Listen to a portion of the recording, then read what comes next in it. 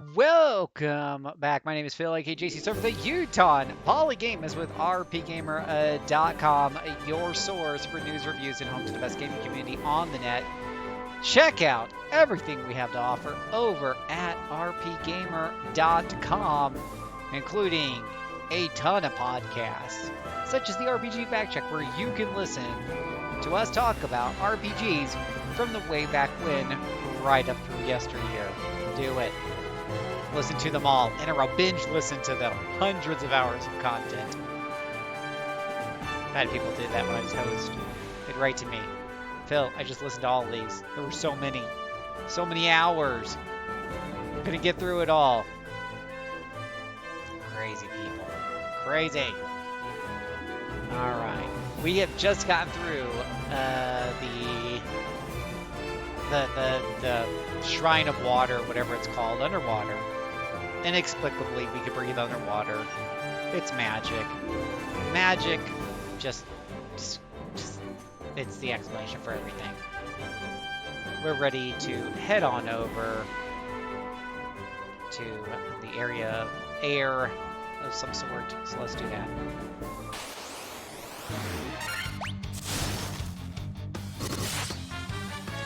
Let's get on the road with our heroes. We'll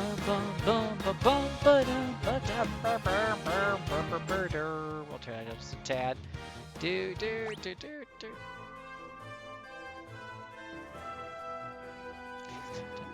Again, the music is just unparalleled. This music is just so good.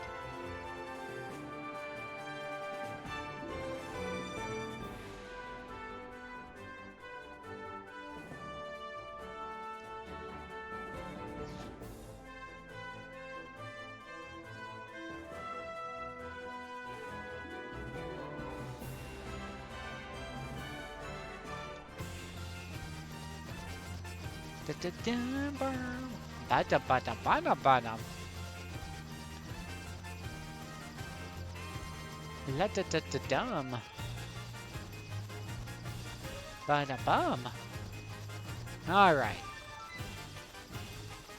I know where we're supposed to go. I'm supposed to go something. There was a clue about going to a town around here.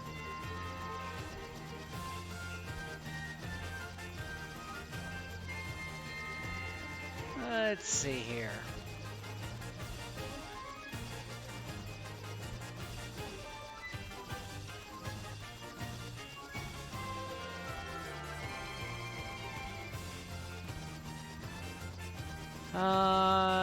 Boop-a-doo-ba-doo-ba-doo-ba-doo-ba-doo.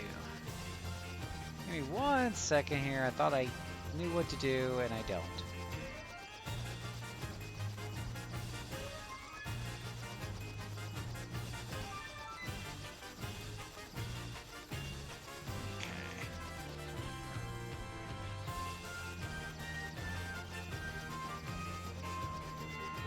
Let's see here. Got a little place to land around here? Nope.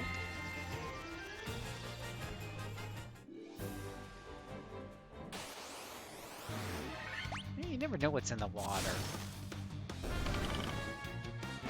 Alligators, piranha fish, all kinds of stuff. How you doing, Shu? What's new with you?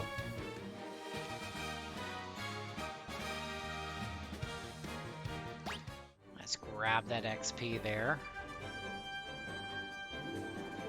So we got this lake here. Doesn't seem to be much going on with that.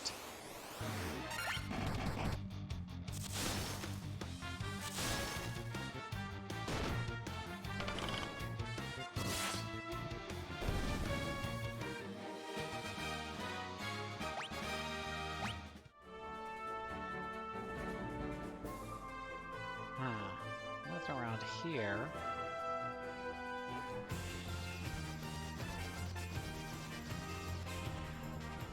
Let me just see what this is. Gaia.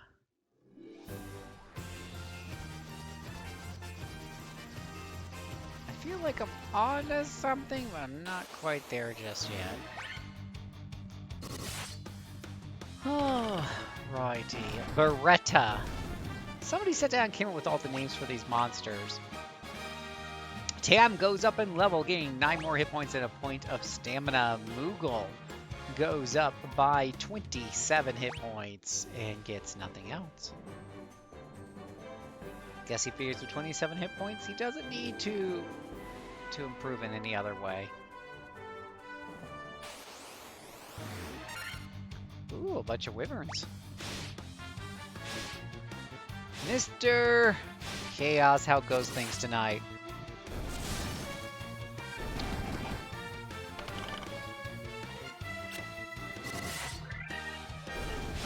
Chaos is here as I drive most people off with my hot and spicy takes.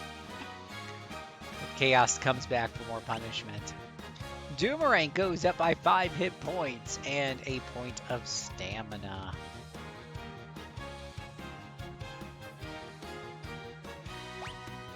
Chew goes up 7 hit points, gains a point of agility and stamina. Back with some frozen grapes, I'm afraid to ask. Spicy takes, you got some spicy chicken, right? No, they call me Mr. Spicy Takes. Mr. Spicy Takes.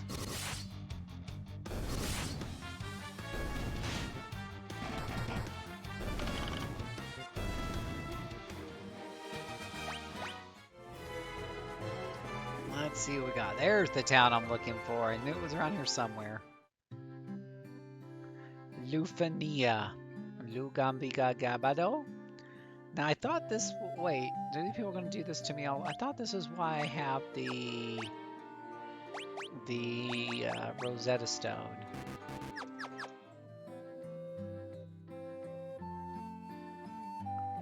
Let's see here. Let me check out my good friends. The FAQs. Set the set a bit.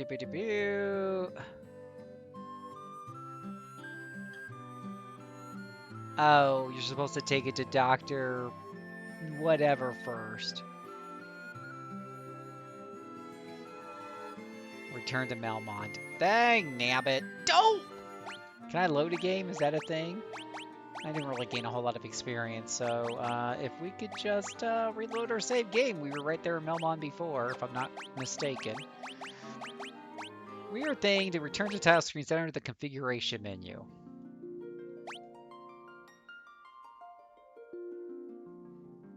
Yeah, my wife enjoys putting occasionally putting fruits in the freezer to turn them into frozen treats.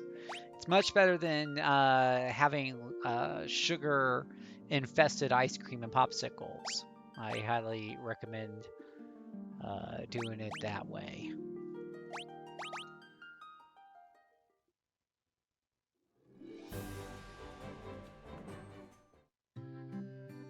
Oh, this is on rack. Dang nabbit. I can't keep up with this game. Let's see here. Return to Melmont. Yeah, you know, back in the old days, I probably had like brain cells to actually remember all these details. And now there's no brain cells left. Melmont. Oh my gosh, it's down there. Who in that? See, this is just one of those things that if you weren't taking notes and you didn't remember, holy cow. I should tell you it's right next to the ice cream. You know, I'm okay. You know, actually, she does like to have ice cream on the occasion. And that's not really such a bad deal as long as you are making all your own food outside of that. The problem isn't with the ice cream. The problem is, of course, with all the other food we eat that has added sugar to it. So by the time you get to the ice cream, you're already overboard and your liver is already crying out in pain and anguish, and you're already pumping on the pounds. So it's tough. It's tough. It's really, really tough in our society. I tell you, this morning I got up a little early and did so much cooking and cleaning in the first hour and a half. I was exhausted before I even went to work. You know, like, I don't know how kids do it. Honestly, if you got kids and you're doing this, you are, God bless your hearts. You have my respect. Hey, Peter. You absolutely have my respect. big shout out to parents. Just awesome. Oh yes, now I remember the guy who's up by the graveyard. It's up here. So yes, we are doing, this is part 8 for you people on YouTube, I believe. This is part 8 of the Final Fantasy playthrough. Just a moment, let me see that tablet! That's the Rosetta Stone! That makes it possible to decipher Lufenian. Of course! That's what that was. It all makes sense. Here, allow me to express my gratitude by teaching you Lufenian. And just like that, we're just gonna learn Lufenian, just like boom. Done. Well, cleanse your palate with a good rogue chaos. Do a run on Adam, or Tales of Magiol, or Tangled Deep. It's a good palate cleanser between longer RPGs. I feel like rogues are a good palate cleanser.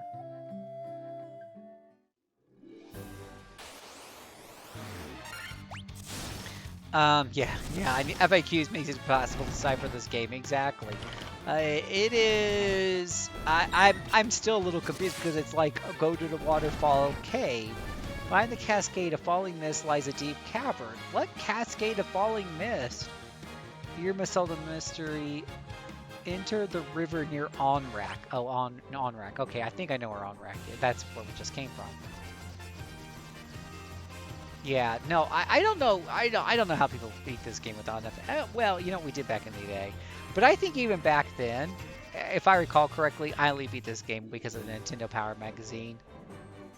I mean, there are little, I will say, to its credit, for the most part, there are NPCs who give you, like, little tips and stuff if you're paying, you know, close attention to this stuff.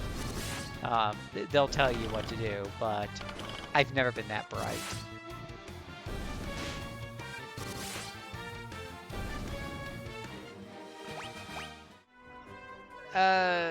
Boy, you know, especially, like, going to school, I was in... oh, hello. There's a waterfall. Perfect.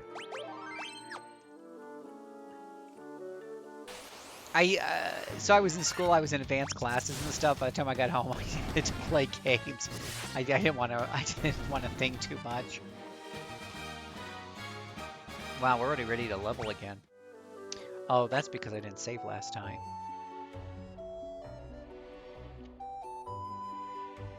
I'm gonna guess we just probably need to figure out a way to get all the way over there. Key! Preemptive strike. This is nothing to try Monkey Island. Oh! Monkey Island with, oh my goodness, chaos. Why would you bring... So adventure games were the worst. Point and click adventure games were the worst. And oh my goodness, great. Hold on one second. Let's read this. Tam goes up in level, gaining 9 hit points and a point of stamina. Chu gains 7 hit points, a point of strength, agility, and stamina. And Moogle gains, there is some randomness to this, gains 26 hit points and a point of intellect and luck. You can save scum and probably get some better level ups out of this game. But yeah, no, point and click adventure games were the worst. And a lot of them came, and they knew they were bad. They did this on purpose. That's what people sit here and praise. And I'm sorry if I'm offending some. I'm not sorry. What am I kidding? I do hot takes all the time. But people would praise, you know, point and click adventures, and the ones where you have to type in what to say to people, you know, to get past joke. Oh, this is the golden age of game where they used to make players think. You know, but you know, even back then it was so freaking opaque and difficult and obscure that they would sell hint books for $15. I remember having this little hint book that we paid for, that my mother paid for, and it would have the questions, it would have the answers, but to see the answers you had to take, they gave you a little red film, you know, that was in an index card, but there was a red film, and you would slide it over, and it would reveal the answer because the letters were blue on top of like a bunch of red blur. So by using the red film, it would let you just see the blue letters. Doomerang goes up in level by 5 hit points, gains a point as stamina and intellect. But yeah, no. But Monkey Islands and stuff. I watch my family members play Monkey Island. and I couldn't even get close. I wouldn't mind doing Monkey Island because I think it's cute. I think it has a good story. There's a lot of point and click. The Telltale point and click adventure games look really interesting and stuff. But I will always do them with an FAQ because I don't want to waste my time trying to pretend like I don't even think those games are about proving that you're smart. It's really whether or not you just think like the developers think, and that's different than being smart. That's what I think. This is why I like, do y'all know what nonograms are? P-Cross games, nonograms. And y'all raise your hand if you've done a nonogram, played P-Cross on your 3DS or Switch or whatever. Do I have any of those in the house tonight? Oh, and we got to the end of this cave here.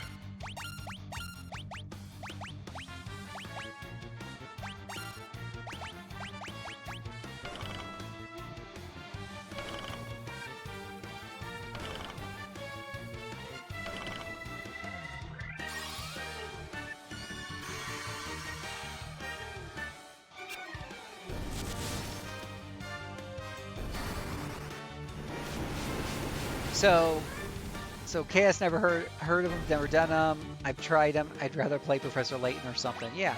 So I like nonograms. I won't say I'm super in love with them, but I like them, and I've played several games with them because ultimately they're just pure logic puzzles, right? And whereas with I haven't played too much Professor Layton, so I won't comment on that. But I felt like with the Monkey Island games and those point-and-click adventure games like Heroes Quest and things like that. Leisure Suit Larry, gosh, we love those games. But it was definitely about getting into the developers' heads and whether or not you kind of figure out what's going on there. So it was just, yeah. I really like games like with nonograms. If you don't get them, it's just because you need to think through it a little bit more. Like they can all be figured out with logical deduction. With the other ones, it's just kind of keep trying till you get it. Nonograms, you can if you can't think through it, you can do the guessing method and check yourself, and that does kind of work. But yeah, point and click adventure games don't make me feel smart. The closest game that make me feel smart was Danganronpa and Zero Escape, which is similar to Professor Layton, I guess. Zero Escape. Yeah, I need to give those a shot. Because I tend to gravitate away from those because of my experience with kind of point adventure clicking and point. I cannot talk tonight, guys. I'm sorry. I am really tired. Today was brutal. I mean, between waking up early and just my brain is so drained, it's not even funny. But yeah, I tend to gravitate away from those games, and I need to give them a shot, and just, even if it's with an FAQ nearby. But so many things to play, so. And we did that one dungeon crawler that is in that universe. That is something I need to get back to as well.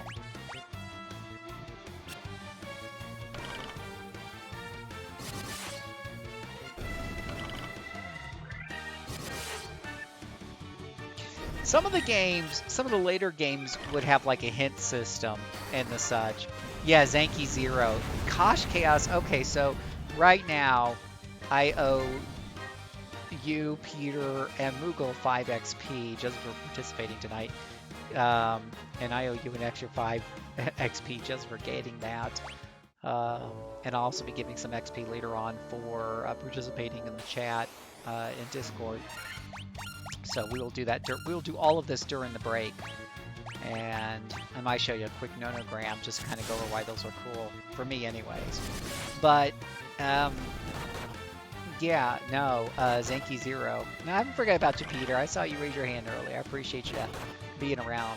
Peter's really awesome, by the way, guys. Again, I like to do a shout out to his channel. Check out. He's usually playing something really cool. Speaking of logic, he likes to play really deep, intelligent games that are way above my pay grade, like Space Engineers. And I mean, these games require PhDs, and Peter just, like, builds these gigantic spaceships. He did this before that, he was playing Satisfactory, where he would build these massive 3D huge factory systems that I couldn't even begin to wrap my head around. Couldn't even begin. And Peter was just pumping these out. No problem. No problem. So I definitely recommend you check out Hero Harmony.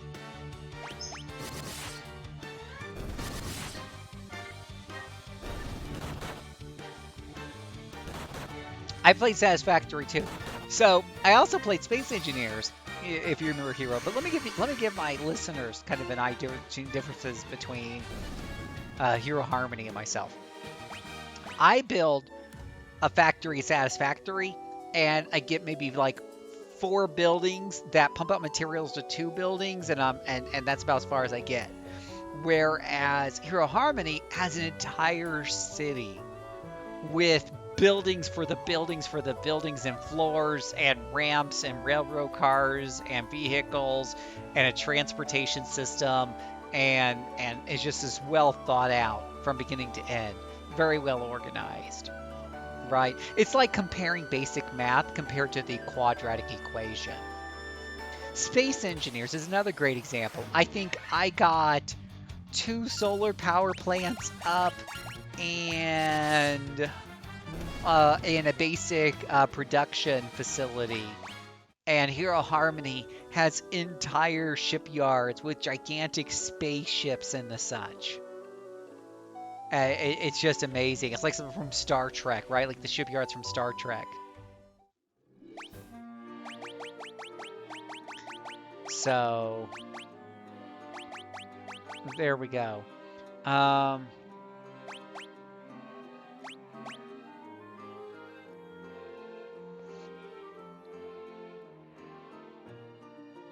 I think I totally forgot to. I was so busy having chit chats with everybody. I think I forgot a key part of doing this dungeon here. So my apologies for having to run back.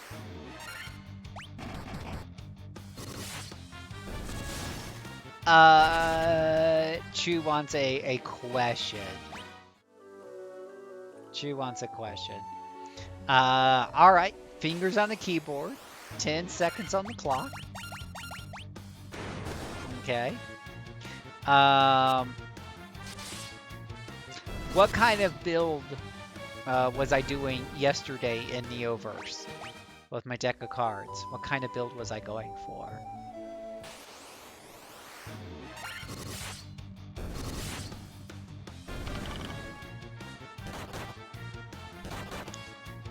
No, Earth Defense has nothing to do with that. Oh my goodness gracious. Oh my goodness gracious. You guys are terrible. You guys are horrible. So yes, it's corruption. Chaos got it right. Radiation is a result of a corruption build. So I'll also give Moogle the follow-up on that. But yes, no, it's corruption. Suikoden 3, no, is not even an answer. That's not even appropriate. That's not even in the ballpark. It really isn't. That's not even close. So now I probably owe Chaos like 20 XP at this point.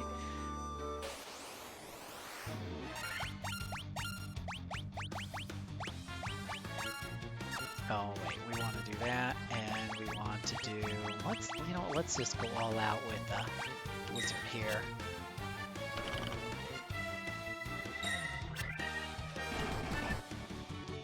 And pizza.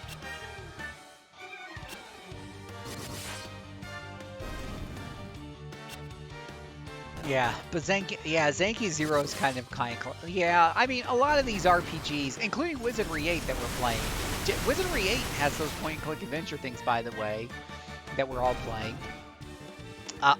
That was the one point in Wizardry 8 that I had to FAQ. Yeah, I was right here and I forgot to grab this from the robot. I was too busy talking. There, we've tamed the warp cube. Mission accomplished. And we might as well Let's go ahead and equip him with, oh, he does have the wizard staff. Okay, good. Let's go ahead and get out of here. We don't have to watch me walk out of here again. We do have an exit spell here. You don't have to wait, Chaos. In fact, the countdown to Wizardry 8 really begins here with my Final Fantasy playthrough, because as soon as I'm done with this, you guys can start expecting to start seeing some Wizardry 8 popping in. I feel like if I wait till September, I may not get the game done on time. But what are we? What day of the month is it? I already started over twice, so starting early is worth it for me. Yeah, I feel like starting early is completely okay. And honestly, if you get done with Wizardry 8 early and you want to get on to the next game early, I don't see a problem with that. I don't think the rules are... We don't have... I mean, I want you guys to have fun, so I'm not really big on rules, you know? Just obviously be careful about spoilers if you're playing the game early and you're getting to some of the parts earlier than other people. Just, be respectful. Be respectful to others. It's always a good rule to follow. All right, ready to head back to Lufania now.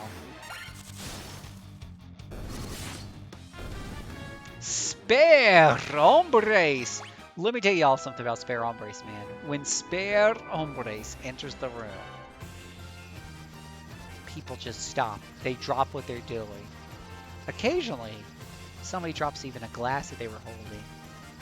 And it's not a gasp that you hear escape from their lips, but their breath just leaves them as they all turn in his direction, for they stand in the presence of a legend. Spare Hombres.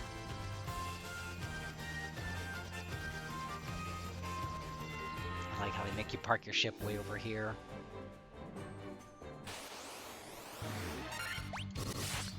Master of the completed games list, indeed.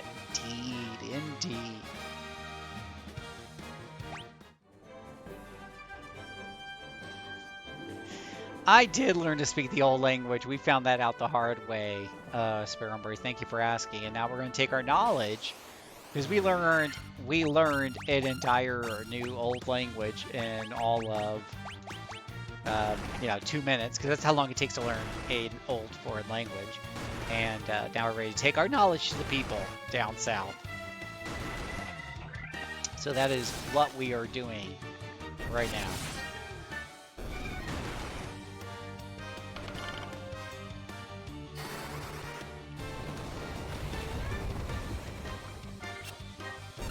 Quake is the most stupid spell ever. I hate these spells. Just spell casting in these games, I swear, just drives me bananas.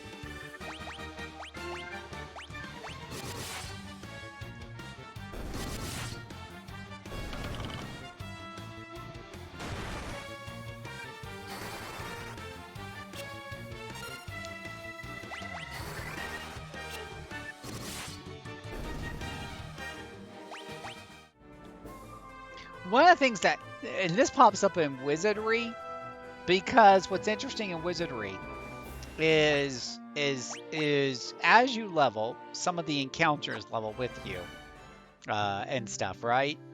So magic becomes a little bit less effective because monsters' resistances go up. But the Lightbearers, the legend is true. We have a legend that's been passed down through many generations. According to this legend, 400 years after the fall of civilization in the sky, warriors bearing light will come forward to save our people. We are the Lufanians, the descendants of the race that once lived among the clouds, the sky people. Use a vessel you call an airship. It was built by one of our ancestors, a man by the name of Sid. Hence the name of Sid. Hence the name of Sid started in Final Fantasy games. But yeah, shoot. The castle that floats high above the clouds is once home of our ancestors. The Mirage Tower is the gateway to that castle. 400 years ago, we built a civilization of the highest order, even beyond the skies we reached. However, that is not by history now. The sky people pass on their memories from one generation to the next through rituals, but 400 years ago is a very long time, and those memories have begun to fade. Could the mechanical beings our ancestors created still function? The flying castle floats in a blue sea of stars beyond the sky. I think what's kind of interesting too, as we look at this Final Fantasy, is that the technical. You see this in a lot of RPGs going back to Ultima in the early 80s, wizardry games, where there is a theme of technology. You usually get a little bit of a taste of it in the very early game, but you really see it in the end game, and that's what you're seeing here. And I don't know where it came from, honestly. I don't know what I'd love to know more about the history of why developers started putting this into games, because their inspiration, of course, when you talk about Ultima and the such, came from Dungeons & Dragons, and I'm not aware that early Dungeons & Dragons had any sort of real technical theme to it anywhere. The world is composed of 4 forces: fire, earth, water, and wind. I am Captain Planet. Again, I'm sorry about that. Of these, we show greatest prowess in the power of wind. High in the sky, we set a castle afloat in that azure sea of stars. Well, I just created my team today and did my first fight. The Final Fantasy IV came out this week on my way to continue Wizardry 8. Oh my gosh. I don't even want to think about listening to that really cool Final Fantasy IV music being completely reorchestrated. I think I'm just going to faint.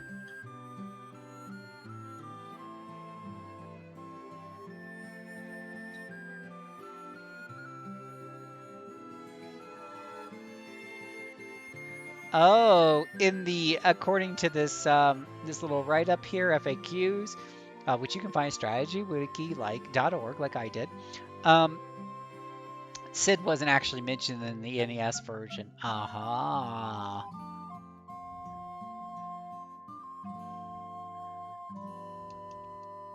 All right. Well, I'm missing somebody somewhere because I haven't received any chimes yet. So,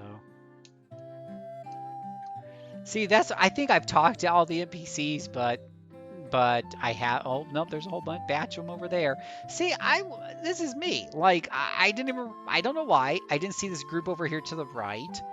Probably because there's not a super easy pathway over there.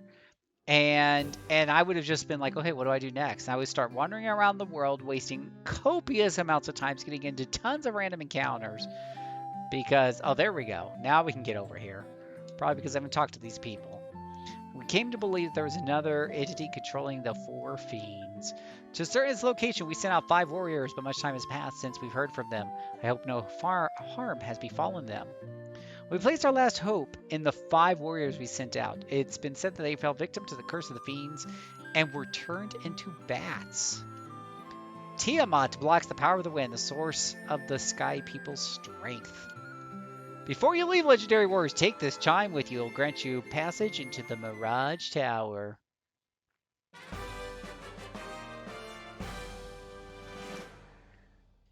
You can push NPCs quite early in this version. You know, but I wouldn't even thought of me. Like, for some reason in my head, I didn't even realize there's this whole section of the town on the right that I didn't talk to yet.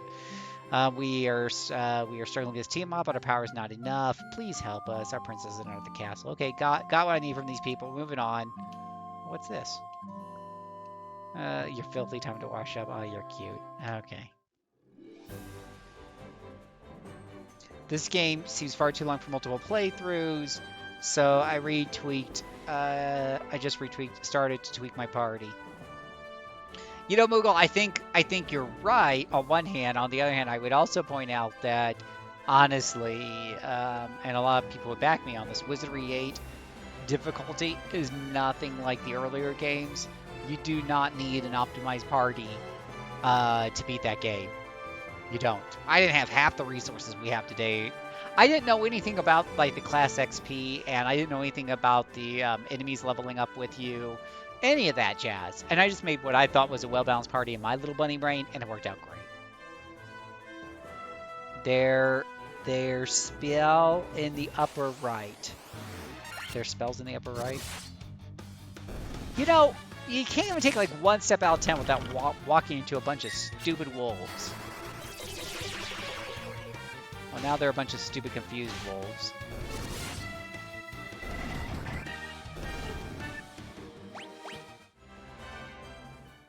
Alright, so you're telling me to look in the upper right. In the upper right. Oh, mother fudgesicles! Who puts their magic shop way out there? What kind of marketing? don't these idiots don't they know anything about business? It's all about location, and that is the worst location to put your magic shop. That is so stupid. Who puts their magic shop out in the middle of yonder? What the hell? Really, what were you guys thinking here? What were you guys thinking? Full life restores one ally and gives them full hit points. Sure, why not? I got money to burn. They only sell one spell each, too. Where's their selection? They need selection. Alright, deep breath, deep breath. How do you know they're stupid? Did you check their int? It's a school district, gotta be so far away from school. Yeah. Yeah, they can't sell those spells too close to a school zone. I like that. Their spells are on the secret menu. So far from town, you don't want any old schmuck to have access to those spells. Like any old schmuck could afford those things at 40,000 gold apiece. What the heck? Okay, well, thank you. Who told me that? Was that Sparrow Embrace? Sparrow Embrace, I owe you some extra XP too. I'm gonna have to catch you guys all up during the break here, which we're gonna come up to here in about 20 minutes. Oh, well, you know what? It does say here in the FAQ. It is the home to only 2 shops. Each contains a powerful level 8 spell. They're easy to miss in the upper right corner. Okay.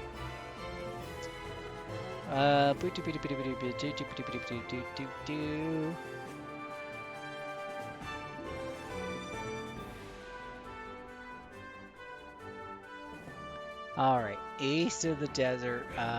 Okay, so we're supposed to go up to some desert or something. Gotta get back to our airship here. Oh, look, it's a tiny Tyrannosaurus Rex.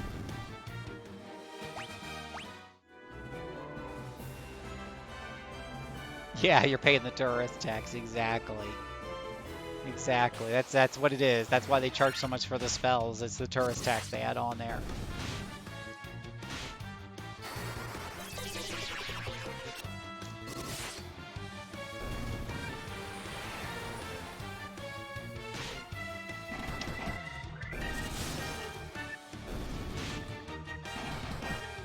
And by the way, if you're watching us on YouTube and you're wondering what all this talk is of Wizardry 8, well, it's all part of the RPG XP Club. You probably saw those games in the lower left-hand corner of the screen. Let's switch it to full screen mode. Let me see here. I'm supposed to land the airship around here somewhere. Though we do love the airship song. Can we stick it there? There you go. Anyways, the RPG XP stands for the RP Gamer Experience Club. You can join the club. It's like a book club where we work to where we endeavor to experience the very best RPGs together. Join us at rpgamer.com/discord and then head on over to the RPG XP channel to find out more. Tam goes up in level, gaining 29 hit points, strength, intellect, and luck point. Chu goes up by 21 hit points, gains stamina and intellect. Moogle goes up by 4 hit points, gaining agility, stamina, intellect, and luck. Those are some good level ups, absolutely.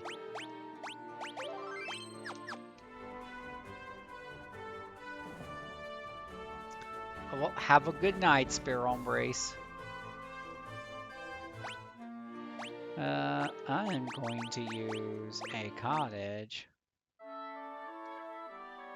For some reason, I feel like the cottages weren't in the original. Maybe I'm wrong.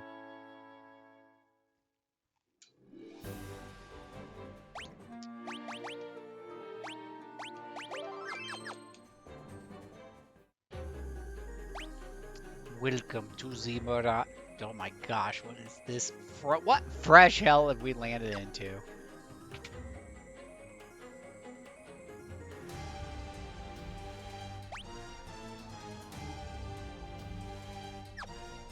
Well, we have to have the treasure chest.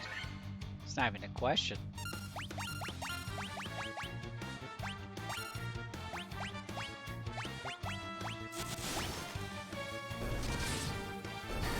What are we going to talk about tonight?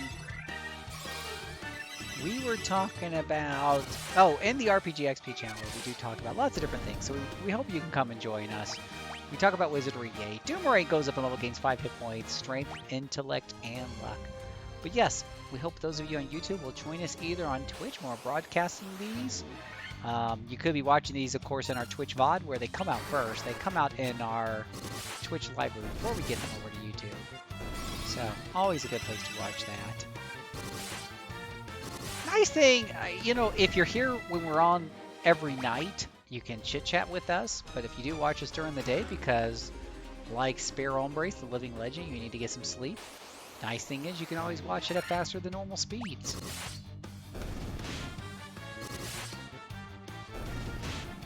These are, what, Sabertooths? Rakasha? Nobody knows.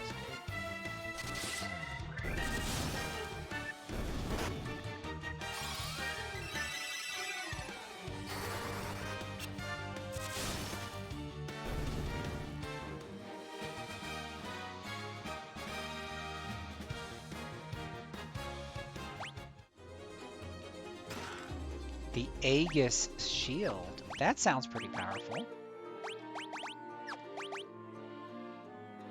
And yet, it doesn't seem to improve his stats any. And she can't equip it. Great. It's a shield that, what? Can anybody use it? I mean, is there a point to it? Aegis Shield. View description. A shield that guards against stone and poison. Keisha for me and stoned. Sure.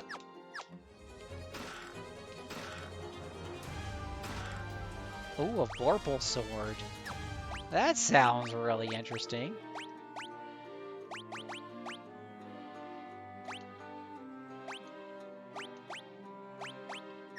I don't know. Lower stats.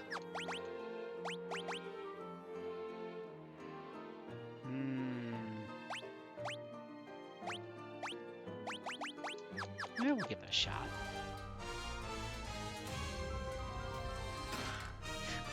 A healing helm? What the heck is a healing helm? Apparently not something that the healer can equip. It casts heal when used. I'm not really sure that's something I want my ninja to spend his time doing. Not really sure that's a great use of his turns.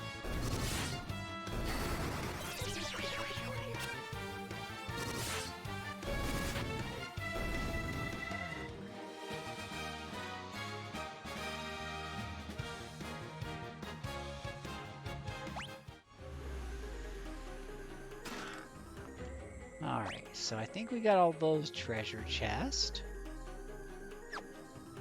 So we just need to head back out to... Oh, hello, treasure chest. Grab that guy over.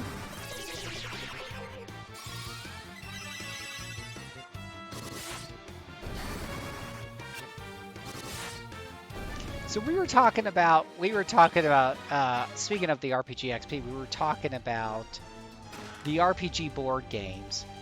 I'm kind of fascinated by them because you think about, like, the original Dungeons & Dragons has a lot of board game roots, right? Stat effects in Wizardry 8 are hilarious. They blind someone and they start running away. Well, yeah, they're blind. They don't know what they're doing. I'd run away too. I'd be yelling and screaming if I couldn't see all of a sudden. That actually makes sense to me, rather than monsters constantly attacking with a 50% miss chance. Right? Like, from an RP perspective, running away when you're blind makes a ton of sense.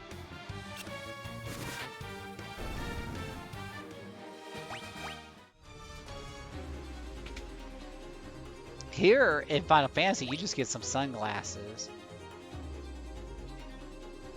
Oh, my stars and garters.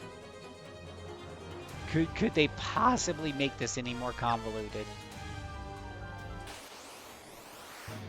Yeah, this tower's like, hope you like random encounters.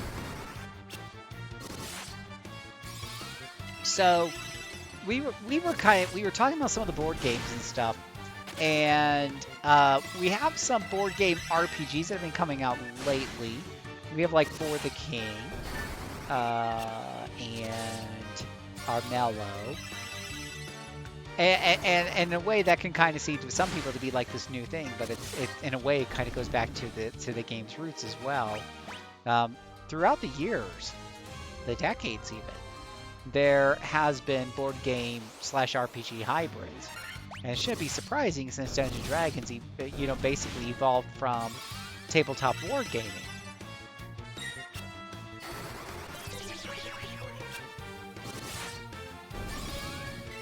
So there tends to be a lot of board games built into these things.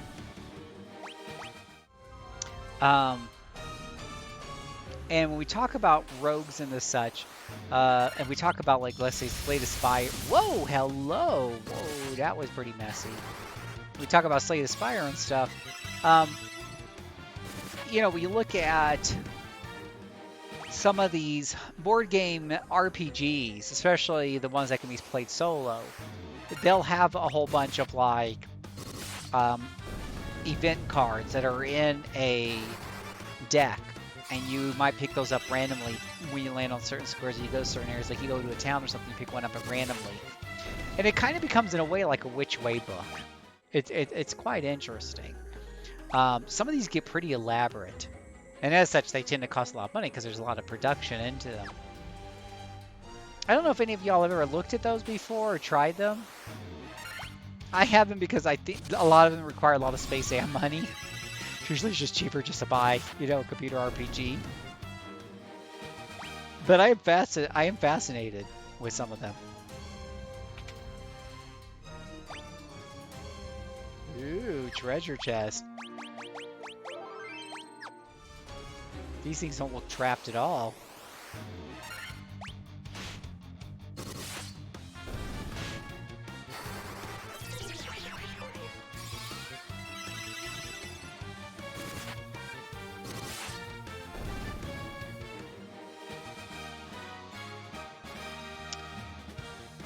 Tabletop sim can help with that, sure. Absolutely.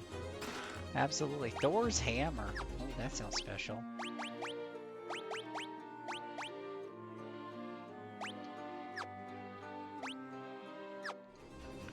Ah, button confusion. Thor's hammer. View description. X. A hammer that casts Thundera when used. You know what? I think we're going to do that rather than casting heal every turn.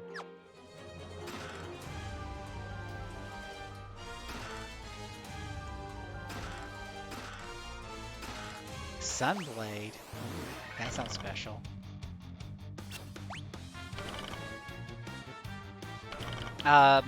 So yesterday we were having a lively discussion along those lines of whether or not you can play, like, some of these board games that have been adapted to work on computer with AI opponents.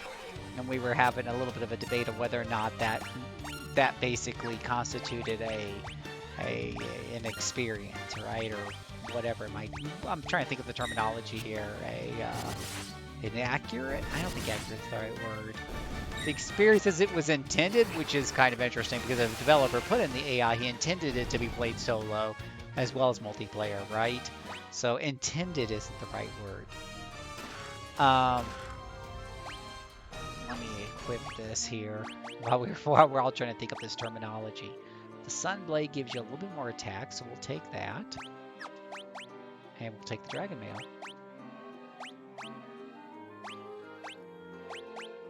Okay. Got some good items out of that.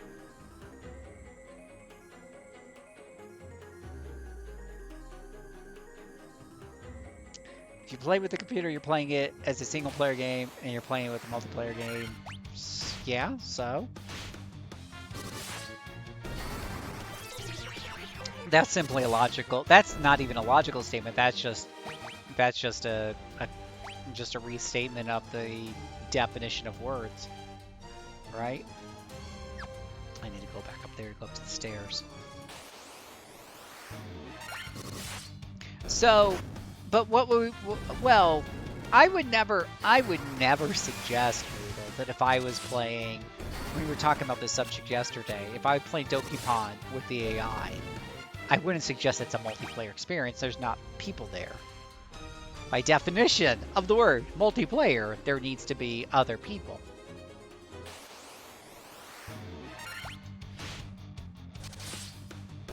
Right?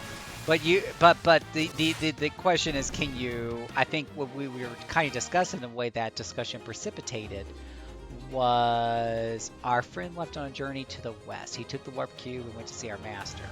Oh, you're very helpful. We already met him and got his warp cube, and it's ours now. It's our warp cube.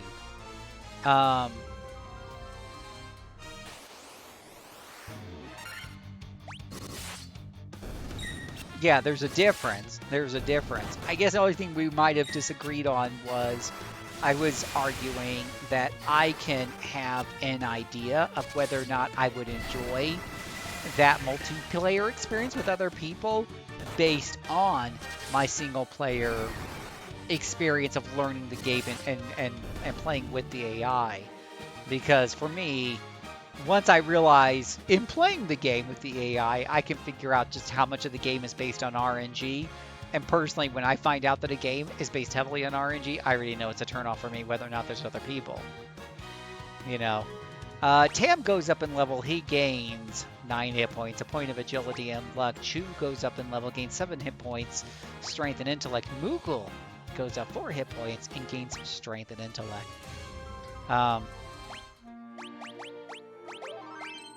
I don't need to play with other people to find out I don't like that game of multiplayer.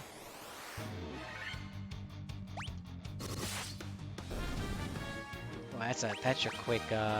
Doomerang goes up in level, gains 5 hit points, agility, and luck. Use the warp cube to travel beyond the sky. It will take you to the flying fortress. Wow, that sounds pretty ominous.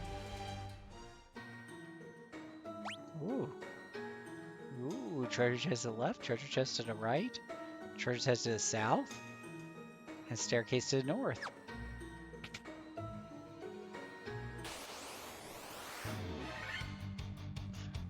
Oh no, we are ambushed!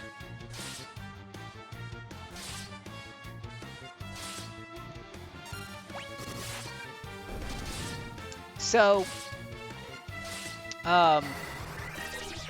what I was also... So what that got me thinking about is I was thinking about this on the drive today, Google. What are your thoughts on games like Civilization? So Civilization is, in a manner of speaking, it's a very complicated board game, right? It's clearly got a lot of board game roots, but since they know they were developing it for the computer, they were able to make a much deeper, more complicated game. The game is set up to be played multiplayer, and the computer will handle all of the delegation of the rules and the such. But a lot of people play it solo for various reasons, and they stay up late into the night because they find it a compelling solo experience. What are your thoughts on that? You too, Chaos. Anybody wants to join the conversation?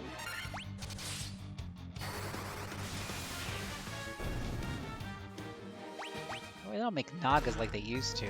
A razor? What is a razor? Is it a sword? No. What is a razor?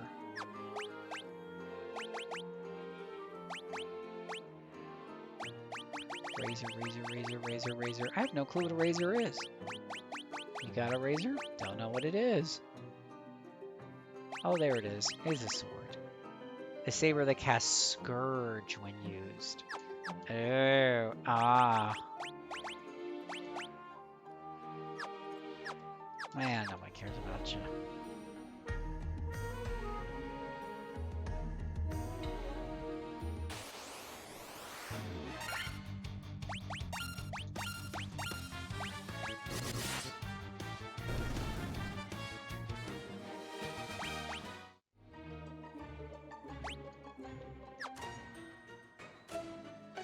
Let's head over to the treasure chest on the left here.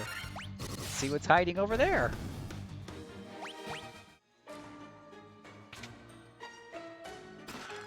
We got some gil. We got more gil. We got a... Oh, man, we just got more gil. That's exactly what I was hoping for, with more money.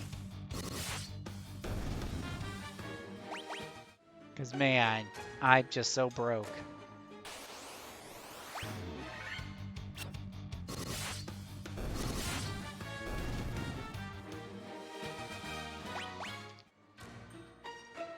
Let's head over to the right side. And I don't think this music is particularly thrilling.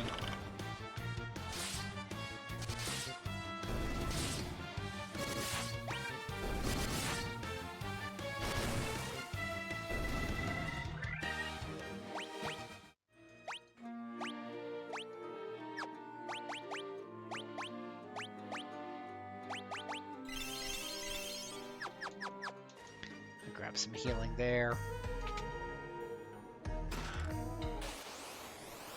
And take on maybe Moogle and Chaos are gone. Maybe they heard my question. Maybe they didn't hear my question.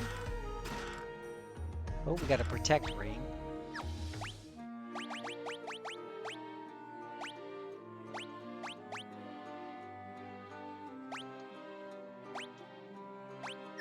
You can't wear a Protect Ring? Seriously, Pumpkin?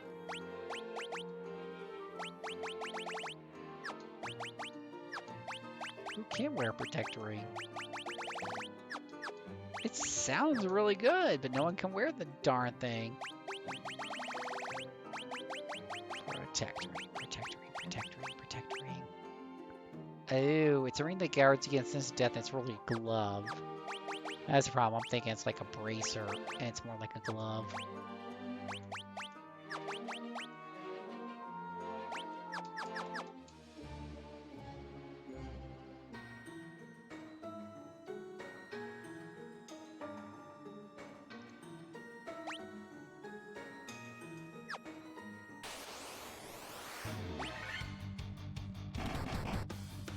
So I would say the difference is an actual board game adapted to a computer game. You know, those were intended to be played with other people.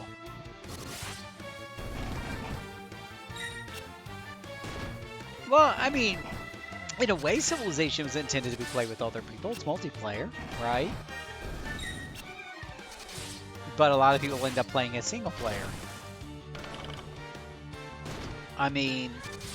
And a lot of the board games actually do have a single-player mode, by the way. I should point that out. Some of the board games do actually have, like, in the board game itself, like, this is how you play it solo. So that's a thing, too. Not something we talk about a whole lot, but it is a thing.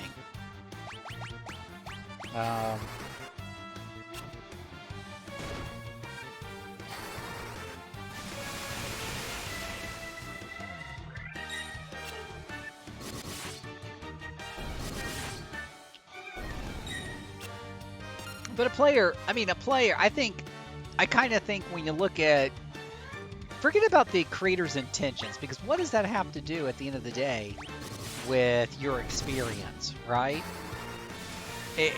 Because at the end of the day, what the creator was thinking in his mind doesn't change my personal experience with the game, whether or not I enjoy it. What I'm going to enjoy it based on whether or not I found the experience to be entertaining, regardless of what his intentions were. It'd be very interesting to find some video game or board game that originally was intended to be multiplayer and is more fun single player, and that's what it became more focused on, or vice versa. I'm sure if we think about this for a second, we could think of that.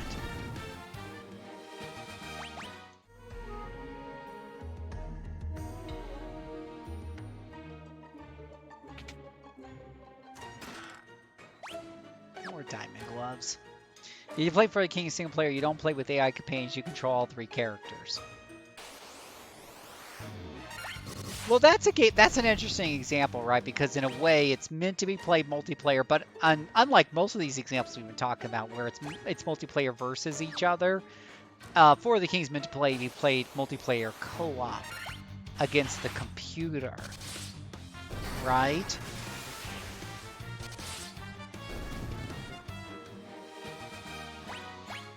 So there's a thought as well. There's definitely a thought as well.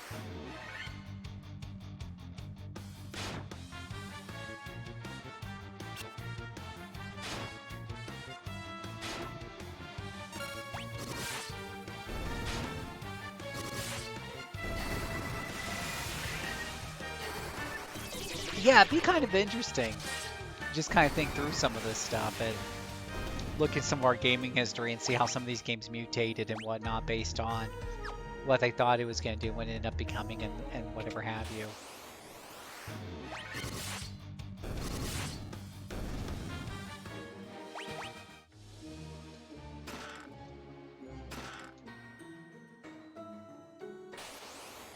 Now, there's also people who obviously, you know, take something that was clearly meant to be like PvP and play it by themselves, like chess. People play chess on their own against themselves. Kind of an interesting thought, but it happens.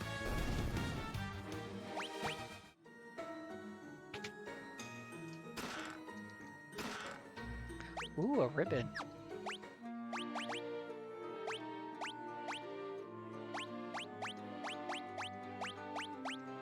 Alright, someone's equipping that ribbon.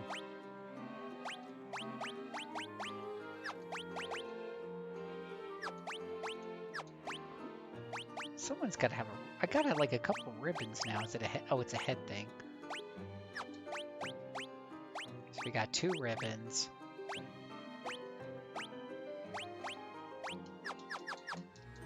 We definitely like our ribbons.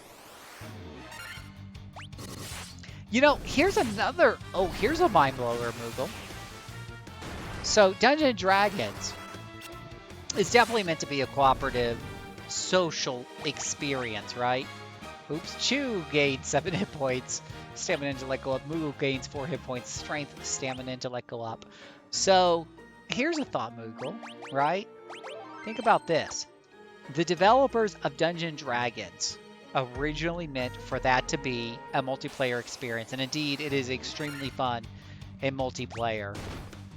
But some wise guy came along and said, I think this would be a fun solo player experience. And they came up with something like Rogue or Ultima 1 or Wizardry 1, right? Isn't that something else? They basically took that formula and turned it into a single player experience. And what's interesting is Dungeons & Dragons, in the Dungeon Master's Guide that I had, which was, I think, AD&D, might have been OD&D, but I think it's AD&D is what I had as a kid. It actually did, in the Dungeon Master's Guide, oh, by the way, Doomerang gains a level, gains 5 hit points, agility, strength, or I'm sorry, agility, stamina, and luck. But it actually, in the Dungeon Master's Guide, it had a solo mode. It was in the back. And in ways, it was a lot like the early Rogue. It was an early Rogue. It was a way to roll up your own dungeon and play it alone. And you were just basically expected to keep track of the rules. Oh, I attained Adamantite. So you know, that's another... Now, I don't think a lot of people were... To be fair, I don't think a lot of people were rushing to do that. I gave it a little bit of a shot. But obviously it wasn't super compelling to me because I didn't spend a lot of time on it. Right? And to your point, maybe that was taking something the way it was intended and putting it into a square peg into a round circle, and it ended poorly. But that idea was further refined and used in Rogues and Ultima. And in a way, the computer RPGs of today are single-player experiences of what is essentially a multiplayer game. And like for the King, right? If I was playing these 4 characters in any normal pen and paper game, these would each be controlled by different players instead of me controlling them all. I mean, that's some deep stuff when you think about it.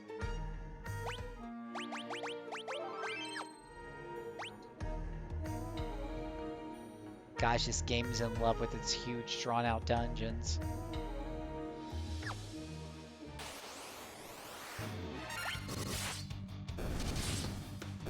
Doing that is like Ninth Dawn or whatever it was calling Rogue Mode to the fact it wasn't made so it was lacking. I would argue, Moogle, I would argue, it wasn't that it wasn't made for that, it wasn't refined better for that. I think if they had spent more time making that, you know, making the dungeons tighter, doing the algorithms better, that they would have had a more compelling experience. It wasn't that it wasn't made for that. It was that they didn't spend enough time making it compelling. It was the same thing with the Dungeon Master's Guide. The single player mode in the Dungeon Master's Guide wasn't made to be a fun, compelling experience. It was something they kind of threw in at the last minute. They just thought, aha! And they threw it in, right? And to your point, I think when you talk about like maybe like some of these board games that are brought over to the computer, I think they throw in AI companions as a last minute thing, and they don't put a lot of thought into it or balance to it or make it work like a human in any way, shape, or form. But I'm arguing that there are some games that do. I would argue that some of the games, as times have gone on, some of these developers have realized that they had to make better solo experiences, and they couldn't get away with using lazy AI that just, does the most optimal thing and cheats to get by, because that's not a compelling experience. Like, you can have the intention to have both a compelling multiplayer and a single-player experience. Many video games do that all the time. Or at least that's what they say they do. Whether or not they actually do, it's a different story, right? Like, I'm sure Uncharted 4 thought it had, like that was their goal. I'm sure when they were sitting around the table, they were like, okay, we need to make both a compelling single-player and multiplayer experience, right? That was their intention. But the problem is, for those who played it, is we know that the multiplayer experience isn't as well fleshed out as the single player experience. And certainly doesn't, think even worse yet and more condemning is that it doesn't compare to other, similar multiplayer experiences of the shooting genre and whatever.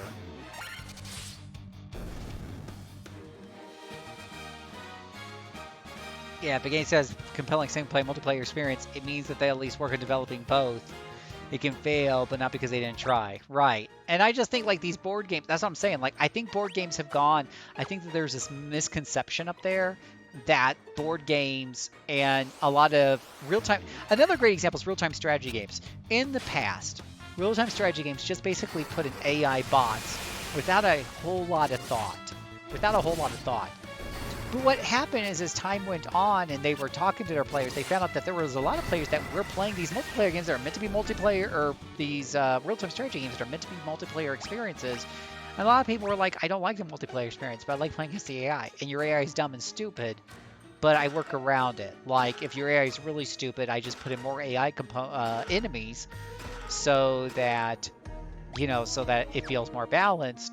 Or if your AI cheats, well, I've got used to it cheating, so I just do this and this and this to kind of offset it, but I still have fun doing it, right? And I will tell you, like, whatchamacallit, where do I put that I just picked up something really neat. A large cloak worn over the arm, protect cloak. Okay, so it's a shield. Aha. So that's where I was impressed with, like, StarCraft's AI. They put a lot. StarCraft is obviously their focus is multiplayer, obviously, but they really put a lot of love into the AI because they knew with StarCraft 1 there was a lot of players who were playing against the AI, and so they changed the AI from just a simple cheat to spending a lot of time developing it to making a more compelling multiplayer experience. And I enjoy playing against the AI. It's still not as cunning as a player, but it has come a long way, baby. You can actually give the AI orders and coordinate attacks with it. And then what's really interesting with StarCraft 2 is that's meant to be either, like, obviously their main focus is multiplayer, but they also have a very strong single-player focus with their single-player campaign and with the fact that they worked a lot on the AI. Or your, if you do a random map against the AI. But then years in development, or years after development, and they released it, there was a lot of people playing co-op, double-player co-op. So they added in this entirely new mode that was just for co-op play with one other person. No weaknesses against Tiamat. Cute. So, yeah, to your point, that was something where they came out with one way and developed more. Now, can somebody play StarCraft 2 and play it in that co-op mode, or even, let's say, the single-player mode, which isn't the primary focus? And can they say this is an enjoyable game, or they don't like the game, or hate the game, or think it's a bad game based on that? Even if they're not playing the game the way it was maybe primarily focused.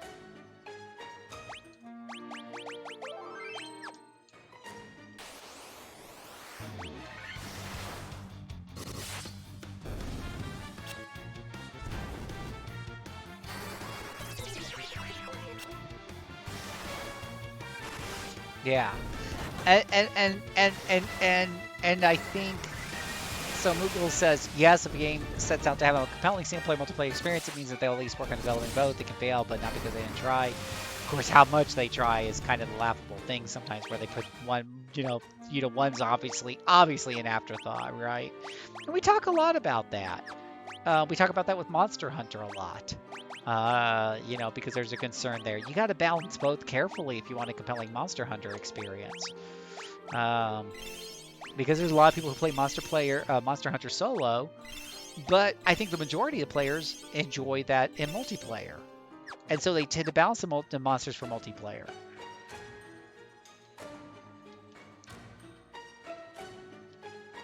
Oh, well, these things weren't very helpful. Okay, that's the staircase that came from. Oh, there's more staircase over there. Got it.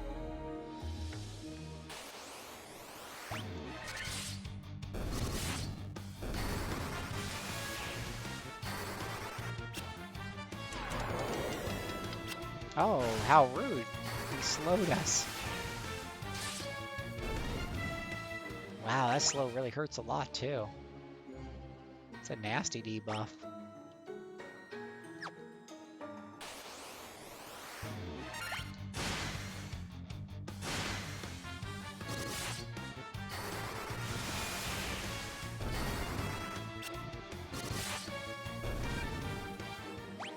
I'm getting through these high towers here in Final Fantasy, bringing it back to Final Fantasy here. I don't know how I blinded something with no eyes. It's easy, Moogle. The logic is simple. Magic. Remember, magic explains everything.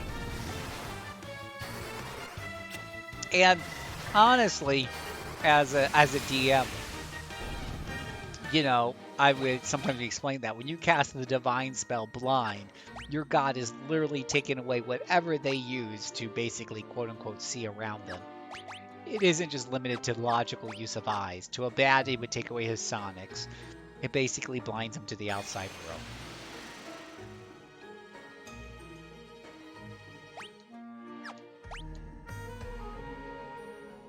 Oh my gosh, this floor is huge! But it looks like it only has like one exit that's not that far away, so I think you were probably meant to spend a lot of time on this, but we're just going to go up here. We're going to take a lift to Albuquerque and get over there. Get down off of there, Busenheimer!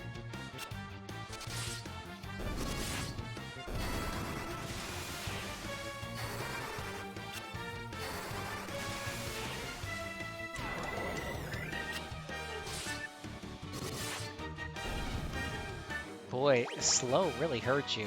Tam goes up and gains 9 hit points agility. Stamina Chew goes up, gets 8 hit points, and Intellect Moogle grabs 24 hit points and a point of agility.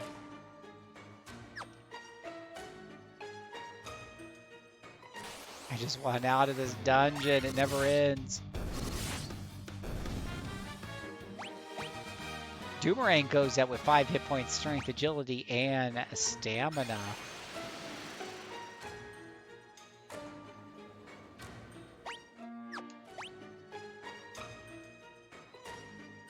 Okay, we're almost there, boys and girls. We're on the home stretch.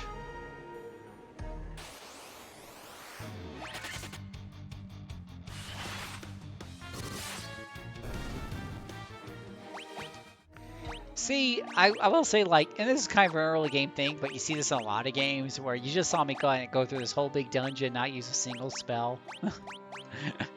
I don't think I used a single spell in this whole thing. It's really not necessary. Used some healing potions in between to kind of heal up a little bit here and there, but didn't even need too much of that.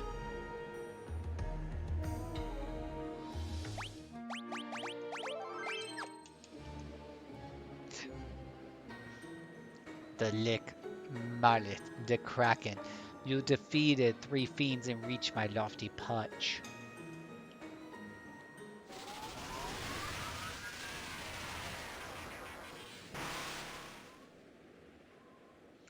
All the better. May the image of Tiamat, the Fiend of Wind, be the last to burn in your eyes. Let's get ready to rumble! It's a big boss fight! Let's do this like Brutus because we ain't new to this. Oh yeah.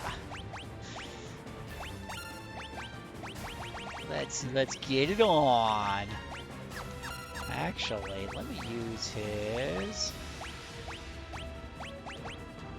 Oh, I guess we're not going to use it. Oh, oh, you know what? Maybe we just needed null death just to be on the safe side. We really don't need anybody dying.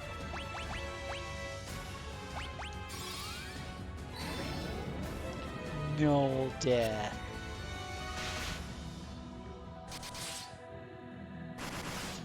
Oh, wow. He is practically immune to physical attacks. That's going to be a problem.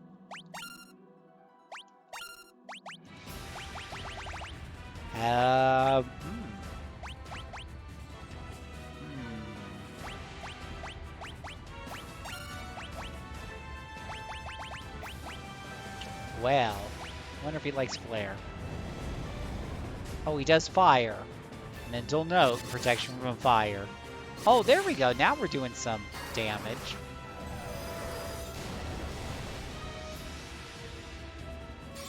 If only my ninja could cast that whopping 50 hit point heal. I'm thinking he'd be better off just using an item. We have lots of items. If he really has nothing to do, he can always chuck an item.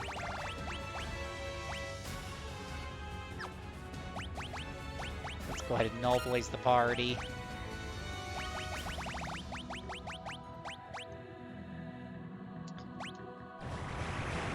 Poison gas. Oh, that I feel like that's cheating.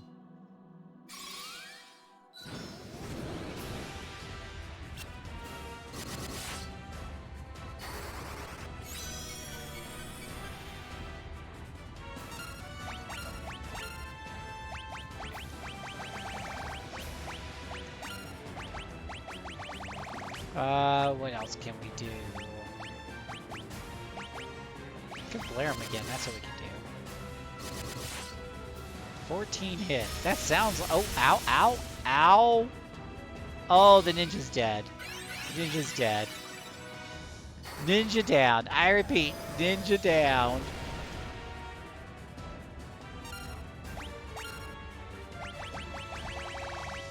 Good thing we got that full life spell going on. Let's just take it safe and heal the priest, just to be on the safe side.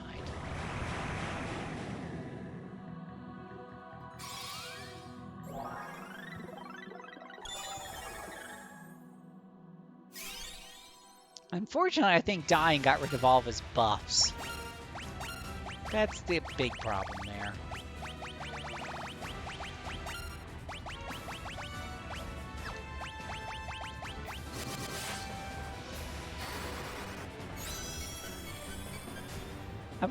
I wonder how they thought of the math on this, like, you know, attack power, defense, and stuff.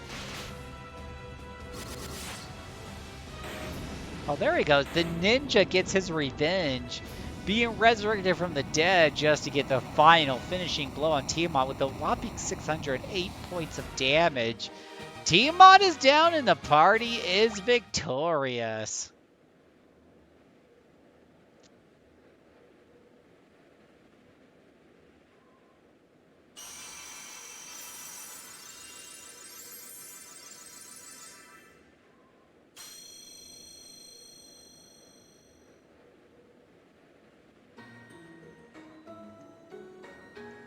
Ooh, we got wind power now.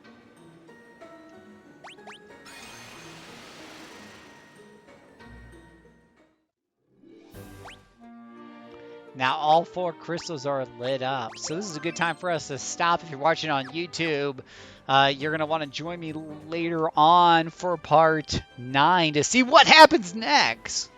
Because we don't know if the party's going to win or lose, or who knows what's going to happen, right? If you're on Twitch, of course, we still got some more fun tonight because we started with the main event. And if you guys are on YouTube want to find out what the main event's about, you got to come join us. You got to come watch us on Twitch sometime. Join us at twitch.tv/RPGamer. Follow us. to be made aware when all the cool videos are hitting. Right now, I'm currently streaming most nights around 9:30 Eastern Standard Time. We'd love to have you join us and join in on the conversation. But until next time, those of you on YouTube, thank you so much for joining us. My name is Phil, aka the JCServant, aka the Utah Polygamist, who plays a ton of different games, but you wouldn't know if you're watching YouTube. But if you're watching us on Twitch, you know how many different games I switch to. Thank you so much for joining us tonight. I hope you'll join us. I'll catch you next time. And I hope that all of your future adventures give you the crystals that you seek. Have a good night.